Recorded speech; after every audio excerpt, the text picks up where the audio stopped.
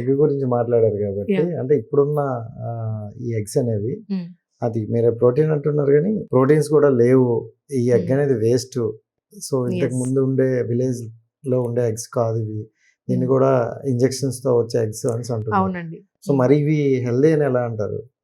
So brown eggs రీసెంట్గా మనం చూసినట్టయితే రైట్ జరిగినప్పుడు బ్రౌన్ ఎగ్స్ ని కలర్ లో కలిపి వైట్ ఎగ్స్ నే బ్రౌన్ ఎగ్స్ లాగా చేసి అమ్ముతున్నారు కూడా. సో అది అలా కన్ఫ్యూజ్ అవ్వకుండా రీల్స్ లో అవే వస్తున్నాయి. ఎగ్జాక్ట్లీ. సో అలా కన్ఫ్యూజ్ అవ్వకుండా మనం న్యాచురల్ గా వైట్ ఎగ్స్ అయినా సరే మినిమల్ అమౌంట్ లో తీసుకుంటే చాలు. బట్ హాఫ్ బాయిల్డ్ ఎగ్ కానీ మళ్ళీ పచ్చి గుడ్లు కానీ తీసుకోకూడదండి. As per my knowledge I will not suggest. పచ్చి గుడ్లు తాగడము, హాఫ్ బాయిల్డ్ ఎగ్స్ అట్లా తీసుకోకూడదు. మంచిగా సో అందులో కొంచెం మేబీ ఫంగస్ ఉండే ఛాన్సెస్ ఉంటది. కొన్ని కుక్డే మంచిదండి. హాఫ్ కుక్డ్ హాఫ్ బాయిల్డ్ అనేది అంత హెల్దీ అయితే కాదు. అప్పట్లో half boiled is healthy.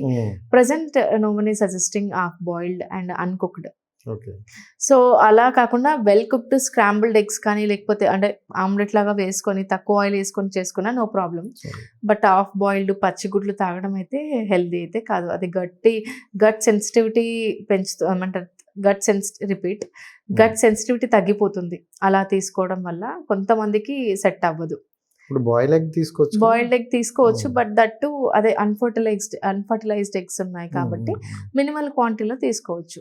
So ఇప్పుడు ఎగ్స్ ఇప్పుడు నేను ఏదైనా చెప్పాను అనుకోండి, that is going to the controversy. Like eggs తీసుకోవద్దన్నారు, ఎగ్స్ మంచిదని కొంతమంది అంటున్నారు, లైక్ మీరు అడిగారు కదా. సో ఏదైనా సరే యాజ్ అ క్లినికల్ డైటీషియన్ నేను సజెస్ట్ చేసేది ఏంటంటే మితంగా తింటే మంచిది, అమితంగా తింటే ఏది మంచిది కాదు.